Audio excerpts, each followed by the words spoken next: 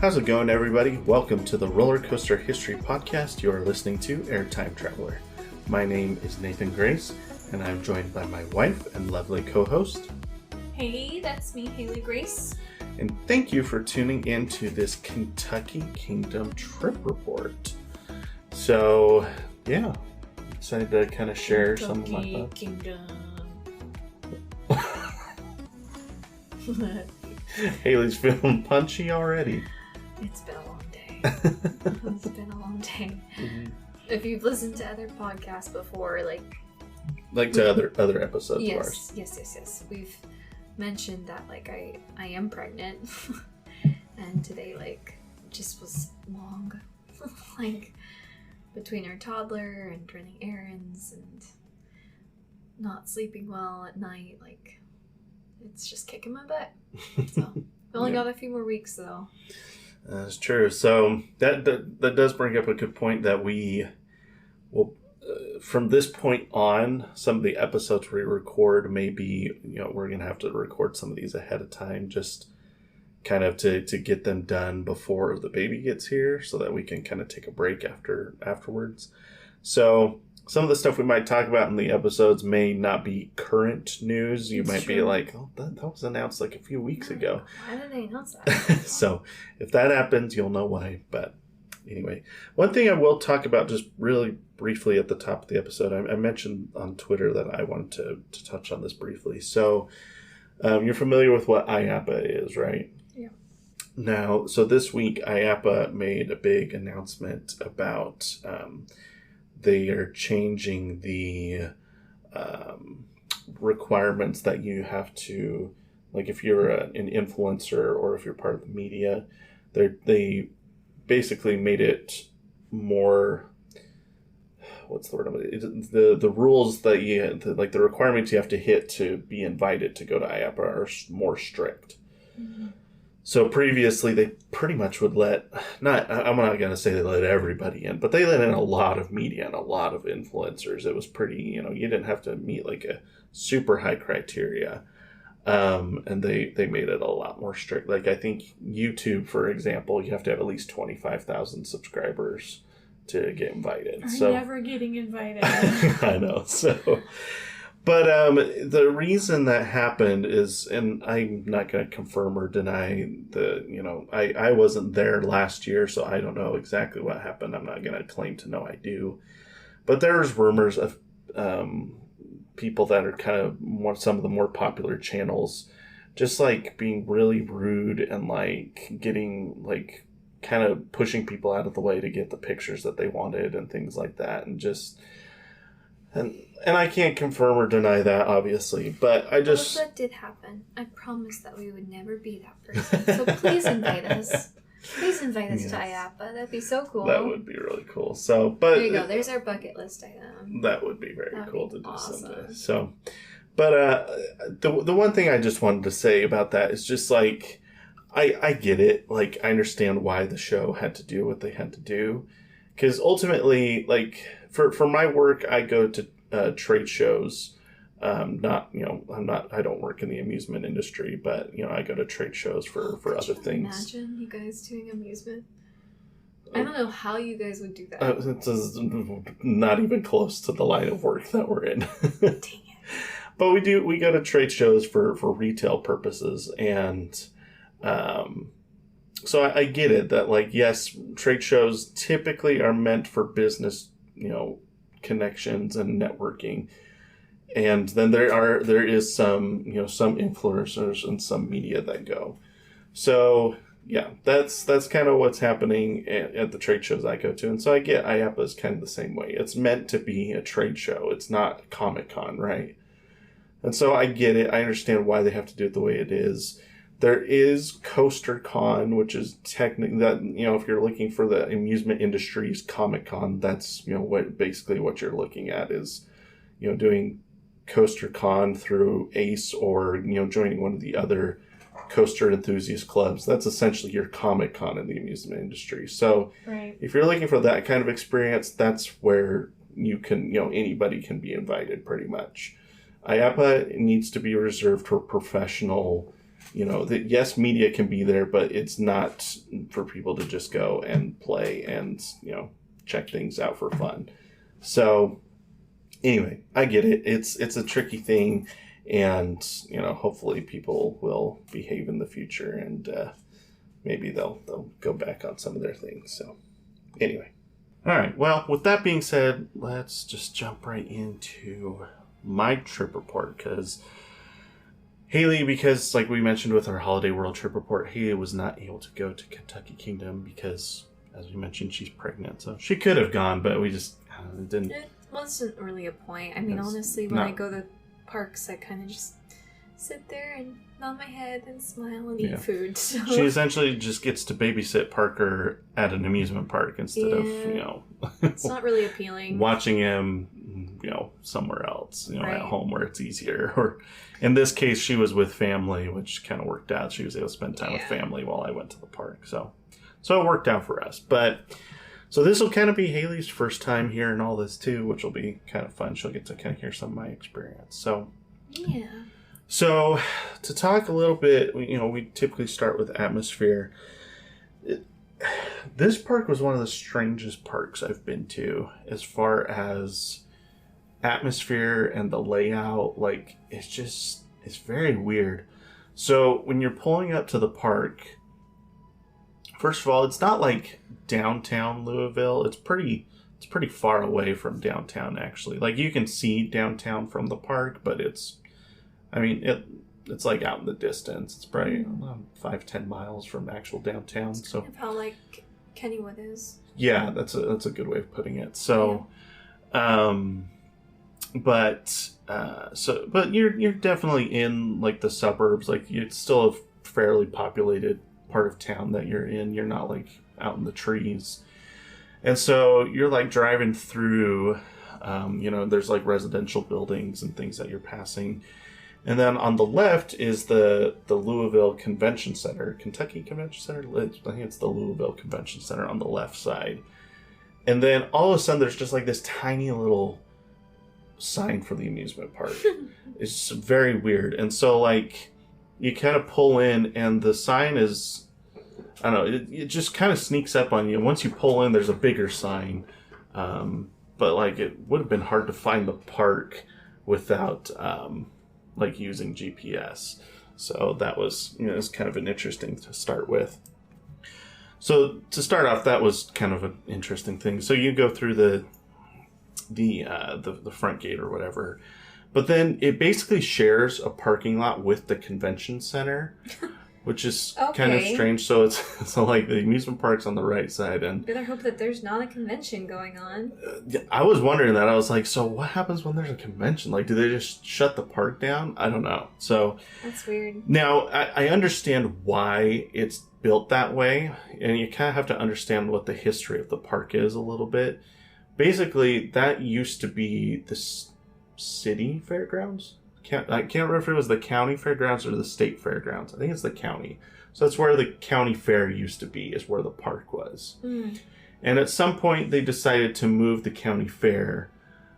So at that point, someone came in and bought the land and decided to turn it into a full-time amusement park that would be there year-round. But it's still owned by the city of Louisville. Interesting. So the city of Louisville still owns the park and just leases the land to, whoever is running the amusement park at the time. So it started off as just Kentucky Kingdom, I think, and then Six Flags came in and purchased it. So it was Six Flags Kentucky Kingdom for a long time, and then Six Flags shut the park down. And then it reopened when a local investor bought the land and kind of revived the park. It had been abandoned for a few years, and then they revived it. And then just in the past couple of years is when Hershent bought it. So now it's owned by, it's now in a chain with Silver Dollar City and Dollywood. Yeah. So it's a strange park for that reason, so it shares land with the convention center, because when it was just the county fair, they just were like, oh, we'll just make sure there's not a convention and the county fair at the same time, and it's not a problem. Right.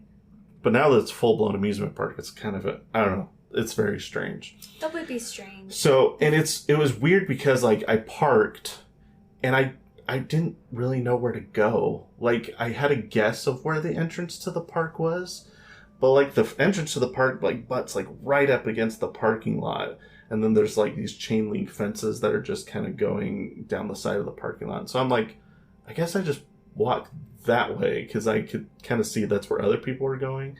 And then you just kind of walk, and then all of a sudden, off to your right, it's like, boom, there's the entrance to the park. Oh, weird. So it was very strange. You can definitely tell this was not designed to be an amusement park. It was designed to be a county fair. Right. And it's just kind of been converted to be full-time. So that was the number one thing. So once, then I got my ticket with my, my Hershey discount and all that, which ended up only being like $30 to get in, which it's not bad at all. So it is a smaller park, but I mean, hey, that's a great deal. So then I get in, and if I describe the atmosphere of the park, it really kind of does feel like it's still like a Six Flags park or like a county fair, because it's not really, there's not a lot of theming. Specific attractions might have a little bit, but there's no like themed areas or like a specific theme that the whole park is going for. It's really just kind of throw rides wherever you want, and maybe a ride will have a little bit of theming, but not really much. So, which is fine. That's I've been to parks that are like that. Some parks just are that way. Right. So I can't say too much to theming and atmosphere. But then the other thing that's weird about the park is it has a road that goes through the middle of the park. And so if you're going to the water park, there's actually this big staircase you'll go up and then take a bridge from one side of the park to the other, and you'll go over this 2-lane road that goes through the middle of the park. And then if you're going down the right side of the park, there's actually a crosswalk there, and they have 2 cross guards that have to be there at all times. No way. It's not a busy road. Like when I was there, I maybe saw 3 or 4 cars on that road the whole time I was at the park. No, I didn't just sit there and watch, but of all the times I crossed it, 3 or 4 times, I only saw a few cars. So it's not like a super busy road. I think it might just be a road for where the staff go to park. I'm not positive about that, but it's so really weird. It was very strange. So anyway, so you kind of have the front section of the park, which is like a third of the park is in front of the road, and then behind the road is like the other 2/3 of the park, and the entire water park is over on that side too. Yeah. So kind of strange. That's it's kind of, the atmosphere is very strange. There were parts of the park that were just like I may have even taken a picture, but let's see if I can find this, because the one thing I noticed that as I was walking around and I'm looking at all these things, paying attention to all the details and whatever, and one of the things I noticed was like just parts of the park just kind of seem unfinished, so to speak. Like it just looks like they either didn't finish that section of the park, or they are still planning on things to come. I'm trying to see if I can find the picture that I took. I thought I took a picture, maybe I didn't, but there was like this spot over by Storm Chaser, which is at the very back of the park, and then kind of over between Storm Chaser and the Larson Loop that's over there, there's just like a part of the park that's just like a chain link fence, and then on the other side is just like garbage and like some, not like garbage, but like it's just like old and rusty sheds, and like I think there's even some train tracks on the other side, and it's just like, and there's just like a chain link fence there. It's just kind of ugly. Weird. It's just very strange that I'm anticipating that maybe the longer Hershend owns the park, the more they'll kind of focus on theming things and and beautifying the park. But it's definitely just kind of a park in the middle of Louisville, and that's the theme. There's the extent. So, but yeah. So that's a little bit about the theme, the atmosphere of the park. Definitely some room for improvement, so to speak. Sounds exciting. So, talk a little bit about the food. Now, when we talked about our Holiday World episode, we talked about how, like, I got these recommendations, like, after the fact, and so I didn't really get a chance to try the food. I did get a few suggestions for Kentucky Kingdom, so that's kind of what I tried. I ended up having, the recommendation I got was to have lunch at Swampwater Jack's, which is kind of in the middle of the park, and it's just kind of like burgers and fries, but the restaurant's kind of built in the middle of a pond, and you have to take like a little swinging bridge to get to it. Oh, that's fun. That's like the most themed thing I did the whole day was this little restaurant, but so that was kind of fun. They definitely put some effort in to make it feel like a little, restaurant out in the swamp. So, fun. The food was fine. I wouldn't say it was bad. I wouldn't say it was mind-blowing either. Yeah. It was just kind of your average burger and fries at a amusement park. So I really don't have too much more to say about that other than it did have a little bit of fun theming to it. And the other place I went, I pulled up the dining here to find it, but I actually don't see it on here, so I don't remember what it was called. Could you pull up like the map? I mean, maybe because what I think is happening is the other thing I ate wasn't like I didn't get dinner at the park, so to speak. I just got like a snack, and this place was just kind of a little. Yeah, I don't see it. It's like it was like a pretzel place, but like they did kind of like specialty gourmet pretzels, and the one I got was like a Parmesan dusted pretzel. And then, like, they had like some dipping sauces that came with it too. So sounds really good. Yeah, it was not bad. It was pretty good. So, again, it wasn't like something that I'm like, oh my gosh, this is top 10 amusement park food I've ever had. But it was decent. I would say that the pretzel was probably better than the Swampwater Jack's or whatever it was called. So that was probably the best thing that I had there. And to be fair, like, if you go to Kentucky Kingdom all the time, maybe there's something there that you're screaming at, your phone right now saying, you didn't go to Taco Tequila or whatever. I mean, this does sound good, this Taco Tequila place. It looks like kind of like a Chipotle or a Cafe Rio type thing. Yum. So I don't know. It's a tough thing when I don't have an insider that like knows the park super well. Right. Like I just kind of have to go off of either one, what I'm feeling like I want, or two, what one or two strangers on the internet told me. So I will say this Bourbon Craft House, I almost went there instead of Swampwater Jack's because it looks really good too. That one's kind of over by the water park, but I happened to walk by that one and it sounded really good. But it smelled good. It did smell good, so and I'm partial to barbecue, so that's true. Partly why I thought it looked really good. But barbecue man.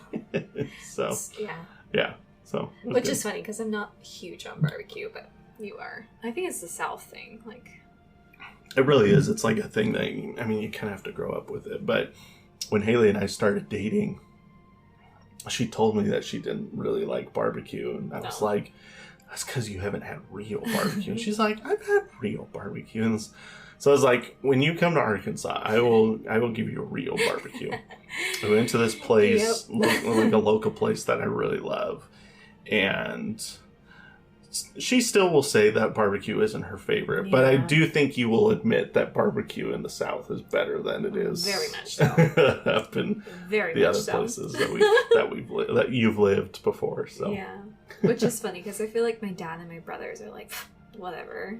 They're like, oh, this place in Pittsburgh is so good. I'm like, yeah, well, it's different. Yeah, it is different. It's very good. So, and I'm sure Louisville has good barbecue too. So yeah, I'm sure that they do. Yeah, I'm sure it's a pretty good place. Just, I was only there a day, so I don't have a chance to try all the different foods that are there. But that being said, gosh, I guess we're going to jump into the rides. Might be a shorter episode. This might be a shorter episode. It's tricky because Holiday World, I had so much to talk about with the atmosphere. Yeah. And so then by the time I was done with that, then, I obviously talked about the coasters, but because this time there was like no atmosphere to talk about, I'm like kind of stuck talking about the rides. Not stuck. Not stuck talking about. I that's the wrong way of phrasing it. I'm just that's Nathan, all I have to talk about is the ride. way. I'm sorry. Here's the thing I will say.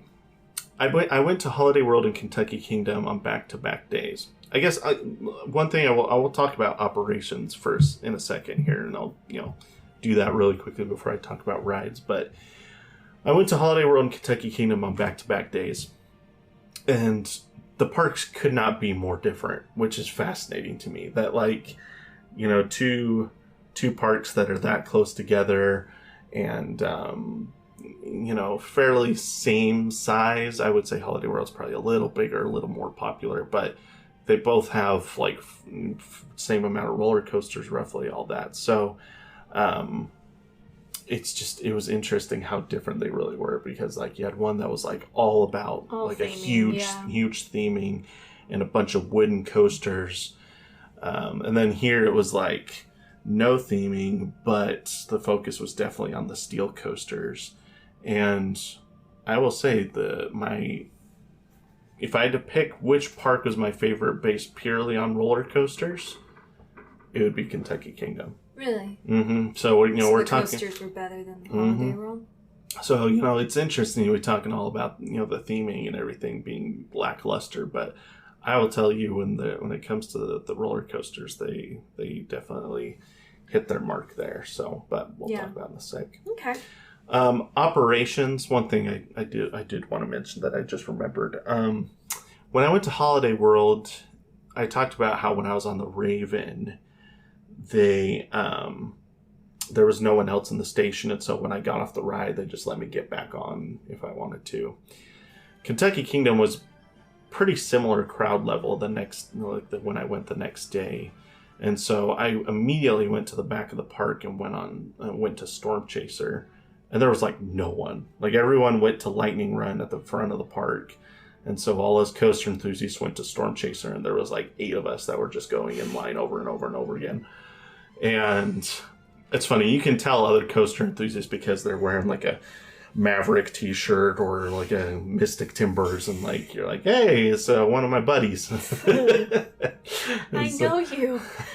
I understand you. Yep. And like the guys behind me are like, yeah, I like Twisted Timbers because like, so like, I'm like, hey, it's my people. Speak to me. Speak my language. It's so funny.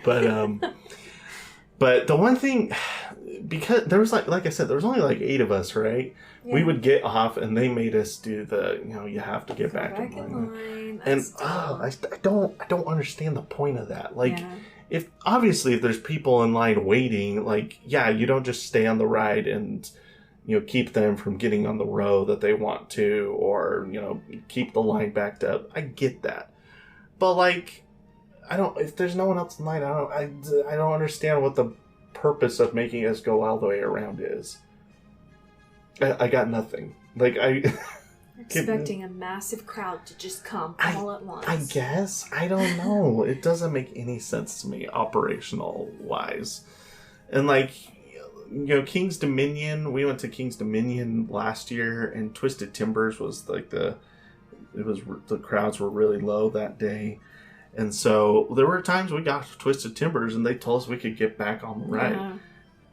At King's Dominion, like one of the biggest parks in the country. And so like if King's Dominion can get away with that, certainly Kentucky Kingdom can get away with that, right? Like, so yeah, it might just depend on the operators. The guy the ride operator specifically told us, like, it's not my decision, it's park policy. So he made sure to mention that to us. Like, he's like, if it was up to me, I'd let you go again. But so I don't get it. I don't understand. Maybe one of you is a park manager and listening now. If you are, send me a DM. Let me know what is the purpose of that. What is the reason? Yeah. I don't get it. Anyway, but other than that, operations were really, really good at the park. They were running 2 trains on Storm Chaser and Lightning Run all day, even though the park was super dead. So, I mean, the longest I waited for a ride was Lightning Run. I probably waited 15 minutes, but that was at the end of the day, and it was a Friday, so it was getting a little busy towards the end of the day. So even 15 minutes is not that bad. I would say dispatches were really slow. Like, That's weird. like at the end of the reason I waited 15 minutes is because I was timing it. Dispatches were like 3 minutes on Lightning Run. What? That's terrible. I would hate sitting there waiting. Like, that's because what would happen is the other train would get back around and be sitting in the brake run for like a minute and a half before it would send it on its way. What's So going on? yeah, so it was dispatches were pretty bad, but crowd levels were low, so it wasn't too bad. So, but I don't know, maybe if the crowd levels had been higher, they would have been cranking them out faster, but because crowd levels were low, they weren't worried about it. All right, well, I think with that, I think I've said my piece on operations. So let's go and talk about rides. So let's see, I gotta pull this up. I can't remember if I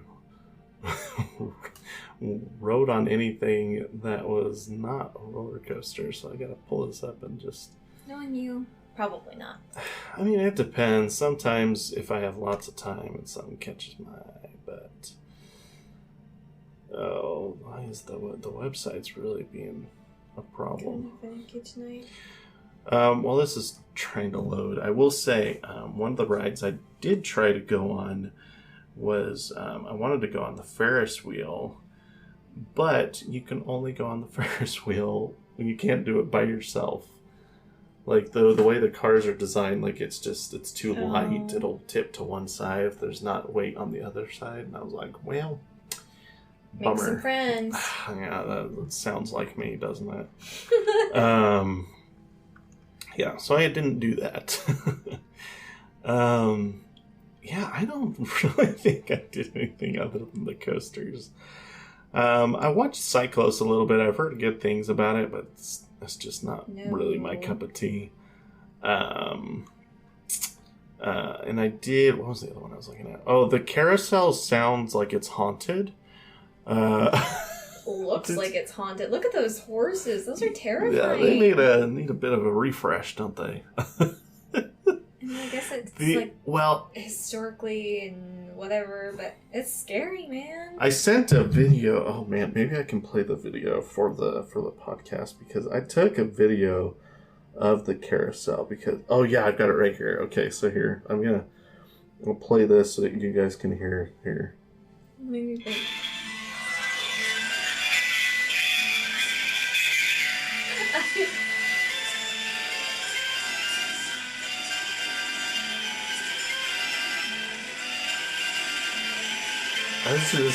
That straight up sounds like Haunted Mansion. Like, God. What the heck? The organ, because it's like an original that like has the organ actually on it, right? I feel like the organ's out of tune. That's exactly what it is. The organ is just terribly out of tune, and my gosh, I watched because there's a little minor key than an it's terrible. There's a little roller coaster right next to it, and so I walked by the carousel as I was going to get my credit, and I just stopped and I was like, oh my gosh, what kid would ride that? Terrifying. Let's not there you go. The carousel is haunted. That's my there you go. There's a ride for your haunted theme park is. There you go. Haunted carousel. The haunted carousel. That's actually kind of a cool idea.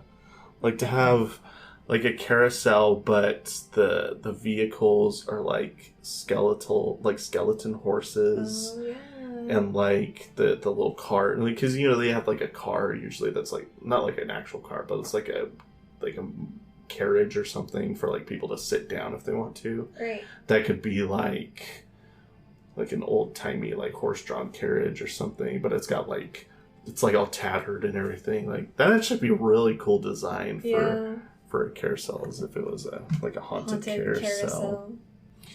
Just kind of looking through some of these. They have a decent selection of kiddie rides.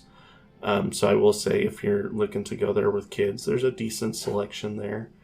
I did look at Skycatcher, which is kind of cool. It's like a really kind of tall chair swing It does look intense. It looks fairly interesting. It's kind of, again, I feel not like my... I would go on that, but like, I wouldn't go on it again. But I would want to do it at least once. Yeah. And then the other one I've heard a lot of people talk about is Scream Extreme, which, let's see if there's a better picture. There it is. Oh, so dear heavens. So it kind of tilts you upwards, but so you're basically just going in loops over and over, which that's the thing. That's like they've got some decent flat rides at the park. They do, like they're interesting, but ones that I would never go on. They're things that like you and I don't really do the flat ride thing that often. Like we just kind of, it's more nauseating for us. So, but like I feel like I don't know, my cup of tea has changed with time. I'm just not a person that likes doing the upside down loop-de-loop crazy flat ride things anymore. Yeah. I'll still do like Aero 360 at Kennywood, but that's... You would still do that one? Yeah. That one looks nauseating to me.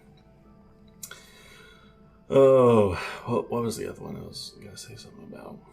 Oh, they do have, and to be fair, they also have a lot of water rides. They have Mile High Falls, which is kind of like Tidal Wave at Hershey Park. Just like one big drop and then like a huge splash type of ride. And then their River Rapids ride was closed the day that I was there. And then obviously they have a decent sized water park there too. So, which I didn't do. I didn't do any of the water park. So take that for what you will. So I guess since I didn't ride anything besides the roller coasters, apparently now that I'm looking at this, gonna just have to jump into the I coasters. guess so. People, like we said, it's going to be a shorter episode today, but that's okay. People are going to judge me for skipping out on all these flat rides that they love, but anyway. How dare you? All right, well, usually the way we do this, we go from using the coaster bot rankings from the small, like the lowest ranked coaster up to the top ranked coaster. So let's start with Roller Skater. So Roller Skater, let's see, I'll pull these up here so you can see. This one's just like that's a great picture that can really tell you a lot about it. Here, I'll pull up the Kentucky Kingdom RCDB so you can get a better view of these. So this one's this one Vekoma, I think. Pretty sure this one's Vekoma.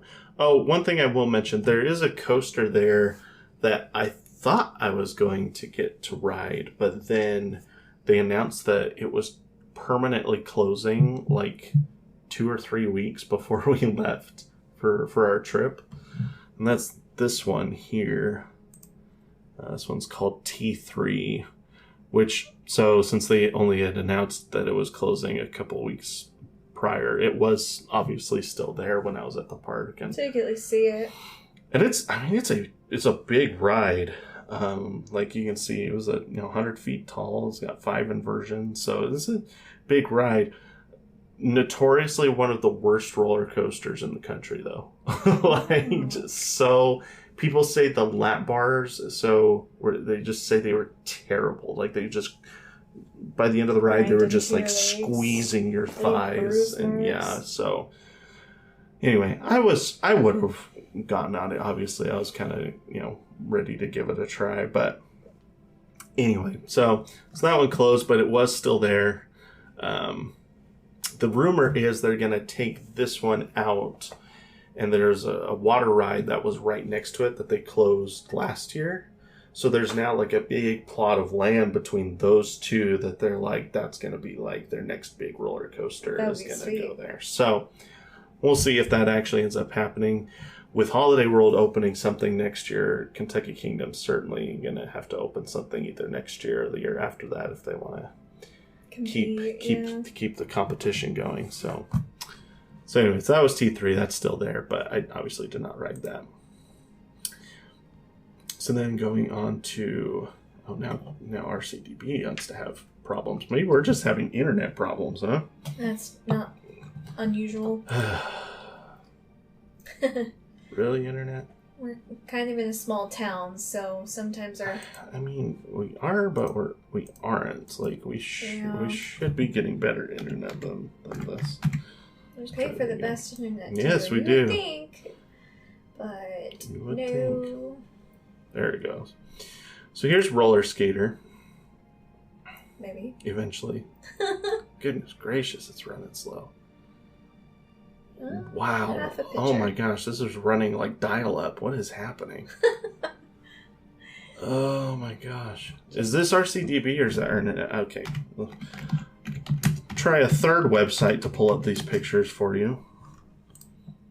Oh, it kind of looks like it might be RCDB is having problems.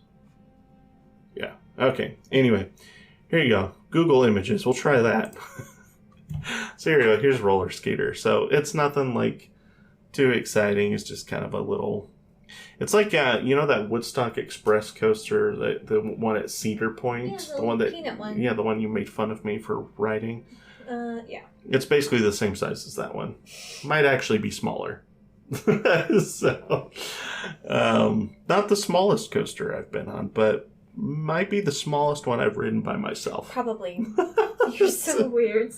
I gotta feel like you get the weirdest looks, too. Like, I don't care. I gotta get the credit. I feel like as a mom, if I saw someone, like a single man, riding a kid coaster, I would be concerned. Why would you be concerned? I don't know. It's just like, there's so many predators out there, and like, I don't know. Like, I just want to have a good time.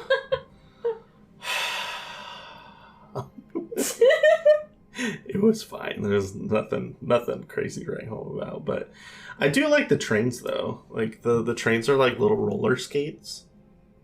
Cute. That one's not loading.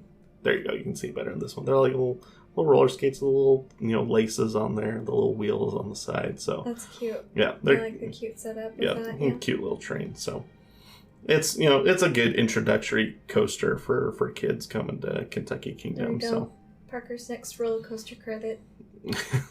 Maybe. He's been kind of skittish of coasters. Of anything. Although he went on Fire in the Hole. So... He went on Fire in the Hole this weekend, and then nothing good. Else. I don't know what that was about, but... I think he just... I don't know. Anyway.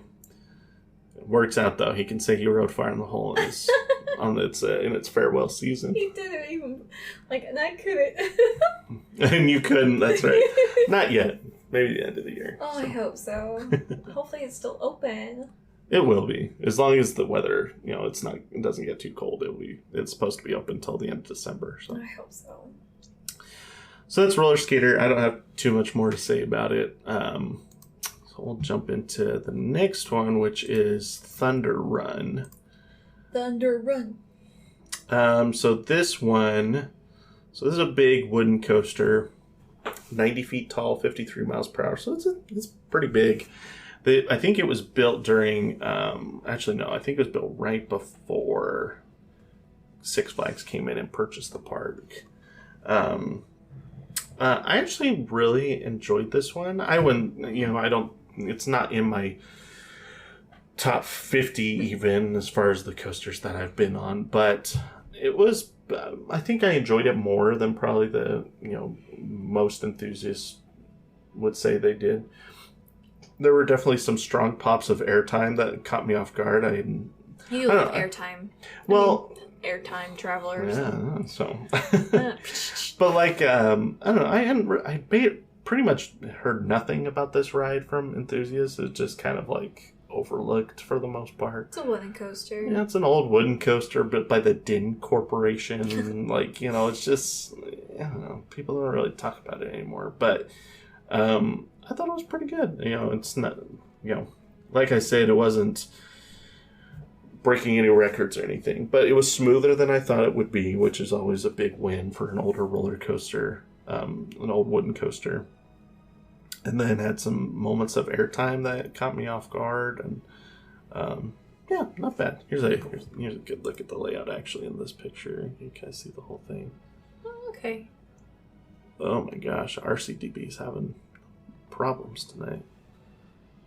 It's literally like dial up. Your internet pages would load from top to bottom. And that's exactly how RCDB is running right now. So So anyway, so here's the first drop right here. And then it comes to this big turn, and then it kind of goes into these airtime hills back this way. And anyway, so it was decent. So it was a fun little ride, and I definitely would ride it again. Where there has been other wooden coasters I've been on that I would not ride it again. So if that says anything to Thunder Run. All right. So cool. So then number 3 at the park. Actually, I probably should have checked. I'm just doing this based on what I believe the CoasterBot rankings are. I guess I should have checked that before, because I'm pretty sure that I've got the order right here. Okay, I do. So did you get it right? I did get it right. So number 3 at the park is Kentucky Flyer. Now this one's an interesting one because it's very small. It's built by the Gravity Group, which I actually don't think you've been on anything built by the Gravity Group as of. It doesn't sound familiar. They build wooden coasters. They did the Voyage at Holiday World is like their biggest coaster they've ever built. But something else they've been popular for lately are these little family coasters. So here's a picture of Kentucky Flyer. So it's only 47 feet tall. So, little family coaster. I mean, you're looking at like half the size of Twisted Timbers, which right. Twisted Timbers isn't even like crazy tall. But they make a good effort of, you can here's a good look at the layout just in, animation form. So, just like little airtime hills, little turns. They're really marketed as like an introductory coaster for families and for kids. I like that. So it's a fun little model. Now, the only thing I had an issue with, which took away from the ride experience for me at least. So, and you and I were talking about this yesterday, but it has these lap bars that are kind of like a big, like almost like a moon shape, like a crescent shape. Right. That just are sit down to the side, and then when you get in your seat, you just kind of pull it across. And so for little kids, it comes all the way across and like is basically a big lap bar from one side to the other. But if you're kind of a heavier set like me, they kind of just come down and then just like stop. And so it's kind of like covering your body all the way over here, and then there's like an open spot over here, which is fine. It's designed to do that, and if it doesn't close enough, they would tell you to get off. But the problem was it just was not comfortable for me. Like when we would go through a right turn, it would like jam me into this kind of spot right here where it almost pinched me. I'd have to ride it again to correctly understand exactly what was happening, but it was basically pinching me when we went through like super tight turns. And so that was not pleasant. No, so I would not like that either. Yeah, and it kind of took away from the experience for me. Yeah, because you're focused on that. Like that. Yeah. Well, and then the other thing that kind of surprised me, so this thing was built in, 2018? 2019. So this thing is only, 4 years old. It was so bumpy. Like, I rode Thunder Run the same day, and they were both about the same level of bumpy. Yeah. And Thunder Run is like over 30 years old. So I don't know what that was about. I don't know if they just are like, oh, it's a new coaster, it doesn't need to be retracked yet. Yeah. Or if I don't know maybe I just caught it on a bad day. I don't know. But it was very bumpy, and I was, for a new wooden coaster, I was just expecting it to be a little bumpy, but, fairly smooth for, a wooden coaster. And man, it just, it was pretty bumpy and pinched me. And so it wasn't, rude. Don't pinch my husband. Don't pinch people. It's not nice. So, I don't know. Leprechaun your coaster. Pinch. So I don't know. It just, I don't know. I was expecting more out of it, and it was kind of a bummer. Let down. Yeah, I don't know. So maybe if I lost some weight, it wouldn't pinch me some more, and maybe they'll retrack it and it'll be better. I don't know. So there's my thoughts on Kentucky Flyer. Okay. Now, to this point, we've talked about coasters that have been just kind of meh. And there's only 2 coasters left, but these 2 coasters are some of the 2 best coasters I've ever been on. So wow, that's high praise coming from you. It is high praise. I have them ranked, and I won't spoil which one is which, but I have one ranked at number 12 and one ranked at number 13. Wow. So back to back even. So 2 coasters in the top 15 for me. So like they're just fantastic. So it's such a bizarre thing to have like 3 coasters down here that just kind of, and then just like 2 elite, mind-blowing. 2 elite coasters for me. Okay. So give it to me. So using Sorry. I'm so excited to hear. Like I said, I just blame it on the pregnancy, okay? Just blame it on the pregnancy. You're fine. We also went to the pool too. We did go to the pool, so I'm like pretty tired. Swimming makes you tired. So yeah, that's fair. That's fair. Yeah, I'm like, oh man, I'm feeling it. I'm so sorry, guys. So sorry, listeners. My goodness. So, going by the Coaster Bot rankings, the next one we'll talk about is Lightning Run. Now, Lightning Run is super interesting because, so you'll notice it's only 100 feet tall. Right. 55 miles per hour, though, so that's pretty good. This is the only model of this coaster in the entire country.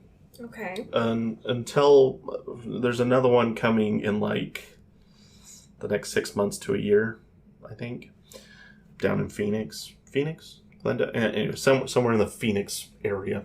Okay. But so it was built in 2014, and the best way I can describe this, and it'll make sense in a minute, but the best way I can describe this is a mini Phantom's Revenge. So there's no inversions. The whole thing is just pure airtime. Like, and then like there's some turns and stuff too. But I'll even pull up a POV that you can watch while we talk about it. Here, I'll mute this. We don't need the audio, but so it's really small, but it really focuses on using, like, the best way I can describe it is if you're going 80 miles an hour, you can go over a big hill and get lots of airtime, right? But if you're going 30 miles an hour, you can still get airtime, but you just have to do a smaller hill, right?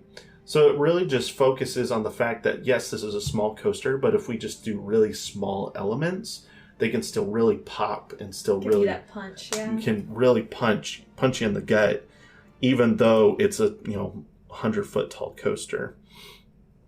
And it didn't matter where I sat on the train, whether it was front row or back row, I would always get airtime over that first drop.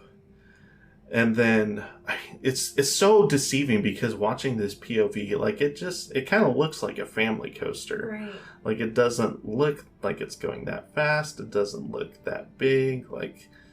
But it just, like I said, it really just kind of reminded I would like this. You would like this a lot. I would love it. And then this last section here where it kind of weaves close to the ground. And then this finale here is insane.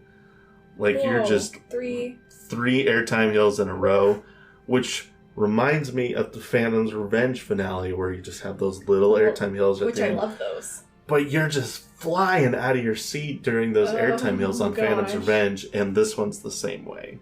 That's crazy. So, yeah, it's just a lot of fun. And when I got off it, I was like, why does that remind me so much of Phantom's Revenge? And the reason is, so the company that built this one is Chance Rides, which you probably haven't even heard of. I don't even think we've talked about them before. No. Well, the reason this feels like Phantom's Revenge is because Chance Rides bought Morgan, which is the company that built Phantom's Revenge. Ah. So it really is the same. It's essentially the same company that built Phantom's Revenge. Builders, yeah. The only difference is this train, instead of those lap bars that are on Phantom, it actually has the RMC restraints. They worked with RMC on the trains. Huh. So they have those RMC, like, fitted lap bars with the shin guards. So people give it a little bit of flack because if the people aren't crazy about RMC restraints. It's like the one thing people complain about with RMC is the restraints. But personally, they didn't bother me, except for there was one time they really, really stapled me in. Like they pushed on my lap bar like 4 times, and I'm like, this is the 4th time I've rode this, and the other 3 times you didn't get anywhere near to this close of like squishing me into this seat. But Here you okay, go. It's just squished. So I don't know what that was about, but all the other times that was totally fine. Yeah. I will say this is one that can be polarizing for people, I think, because the airtime can get so intense that, like, literally by the next day, I think I told you this the next day when we were out on the boat, my thighs were sore. Mm-hmm. Like I had been to the gym and was doing like leg presses or something. Like I was just sore, and it was from riding this one and the other one we'll talk about in a second. Just I was so sore from the airtime. But it was just so much fun. This is a coaster that, because it doesn't go upside down, like I could have rode it 100 times and just not gotten sick. Just had so much fun. It just. Yeah, there's a few coasters that are like that for me that just... Twisted Timbers is like that, even though it does go upside down. But... Yeah, it doesn't go... It's not too many times, though. Like Cosmic Rewind is another one that I could just do over and over again. And there's a few that are like that. It's just pure fun. It's not... I mean, I guess it is. The airtime's pretty intense, but, it's not like... super high G-forces like pushing you into your seat. It's really just all about the ejector airtime. So anyway, high praise for Lightning Run. It was a lot of fun. So definitely recommend that one. And I will say you should do what I did. If you're going to Kentucky Kingdom, do what I did. Go to the back of the park, do Storm Chaser first.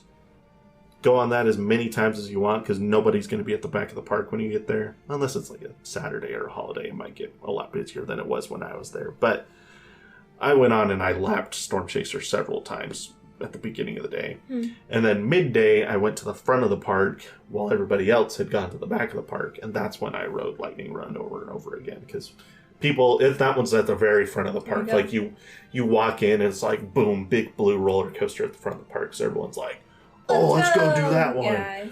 And then they tips and tricks for you. Yeah, so they do that one. Write it down. And then they'll go and write other stuff and write down this tip. Write it down. Post it note. And then number 1 in the Coaster Bot rankings for Kentucky Kingdom, of course, it's going to be the RMC Storm Chaser. Now, Storm Chaser is interesting. I'll pull up a POV of this one, though I think I've showed you a POV of Storm Chaser before, because you and I have talked a little bit more about this one. Storm Chaser is interesting because it was built in, what was it, 2016? Don't know. I do know, because it was 2016. Oh, alright. So it was built in 2016. Very first coaster to have a barrel roll first drop, which nowadays has become synonymous with Twisted Timbers at King's Dominion. But this was the coaster that had it first. So a lot of people have likened this to Twisted Timbers test run, if that makes sense. Like, a lot of the elements you'll see on Storm Chaser are similar to what you see on Twisted Timbers, but then Twisted Timbers is bigger and faster. So to me, that was, for starters, I could not even consider ranking Storm Chaser above Twisted Timbers for that reason. Right.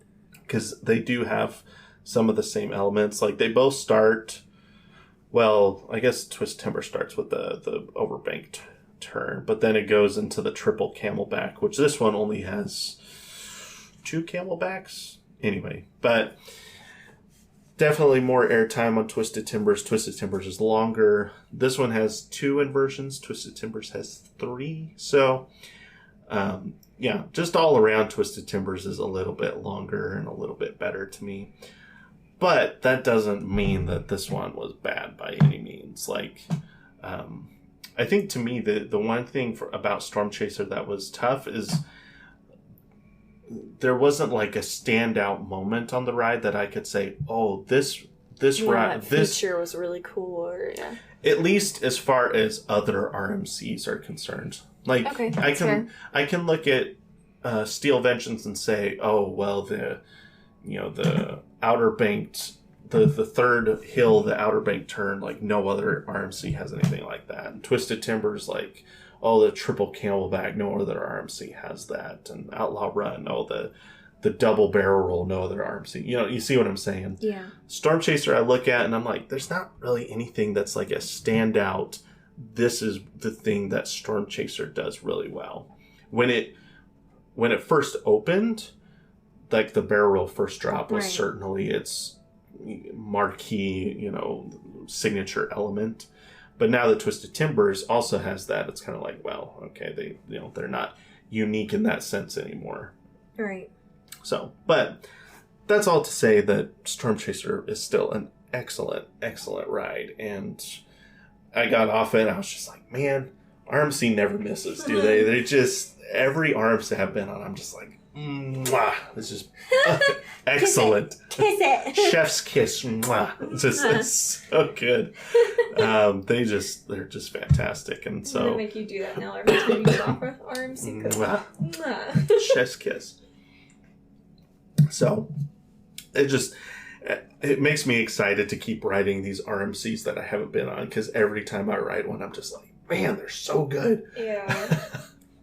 I'm trying to think if there's a park I've been to that has an RMC where I didn't rank the RMC number 1.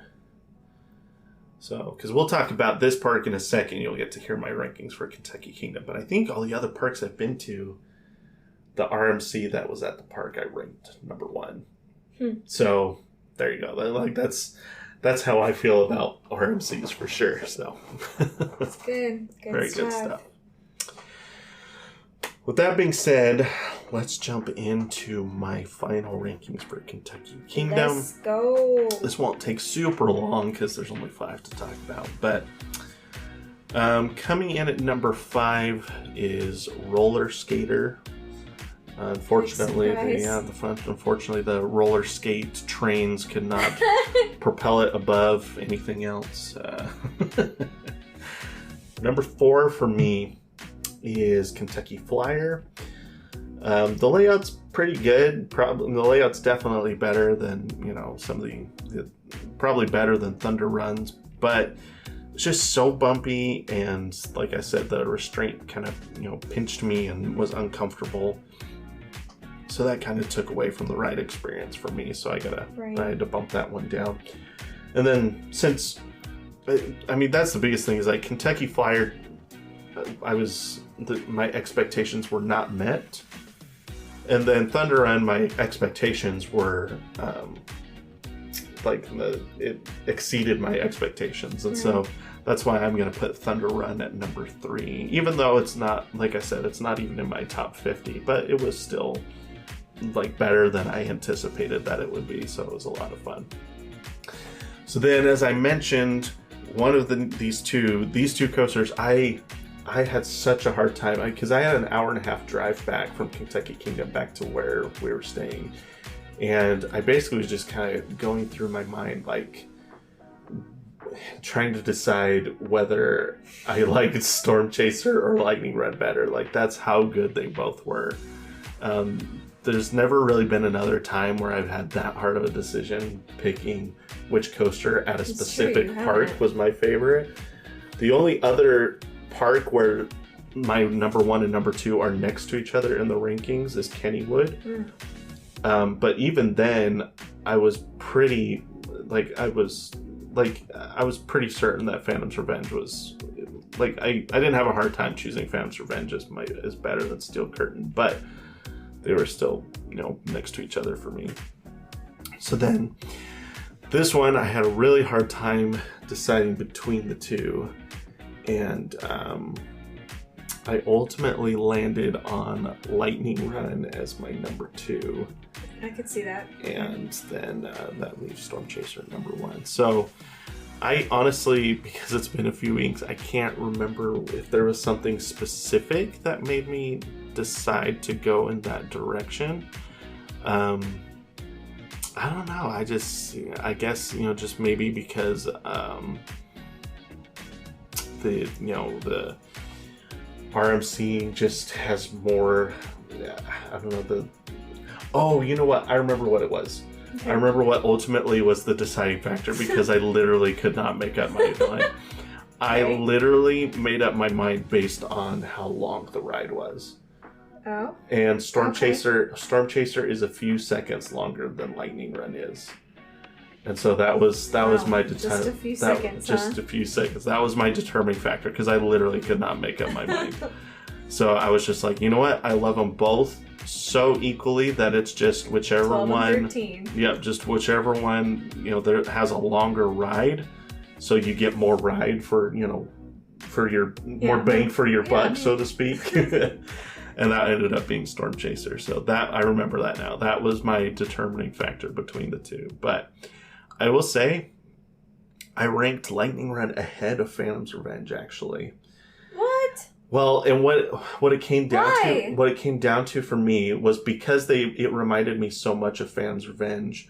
The one thing that knocks Phantom's Revenge for me is, and I need to get on it again to really, see if this is an every time experience. But the second airtime hill, when I rode it with your brother last summer. Yeah. We went up and over that airtime hill, and as we're coming down the hill, I actually came back down into my seat, and before we got to the bottom of the hill, and so the rest of that drop, I was sitting down and didn't there was no airtime. So then obviously the back half of the ride was fantastic, whatever. So that's the only part of Phantom that that second drop there just wasn't any airtime for me. Fine.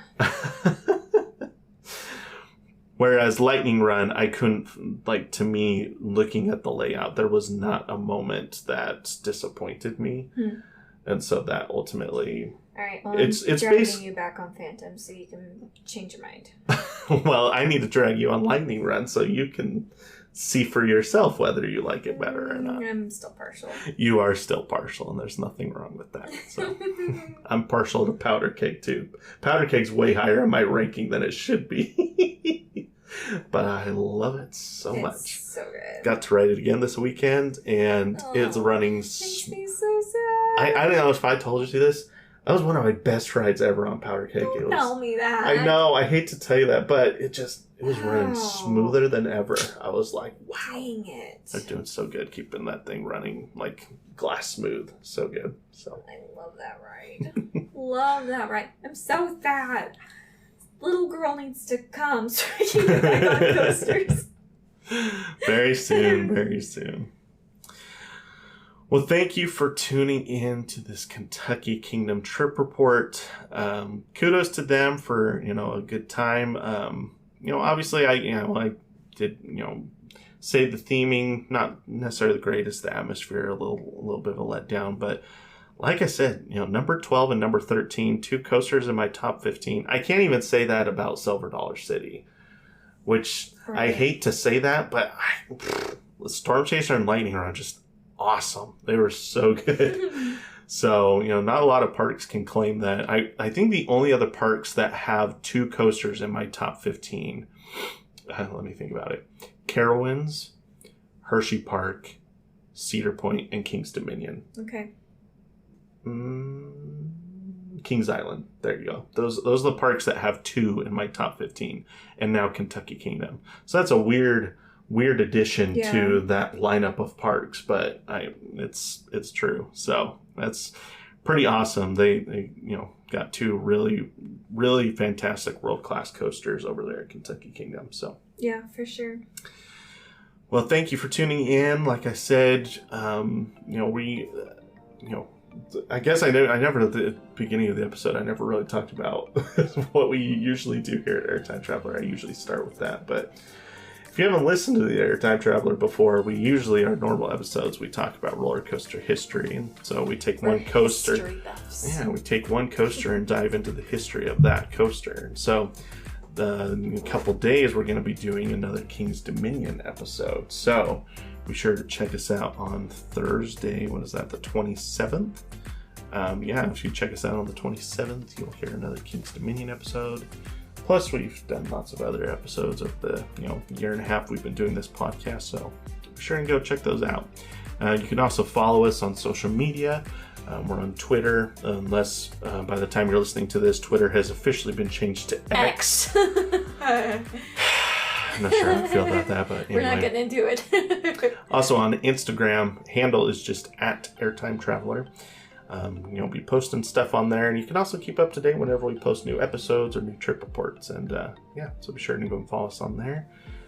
And I think that's all I've got for today. So, any final thoughts from the GP? No. Why? We just got to get you on Lightning Rod. You'll love it.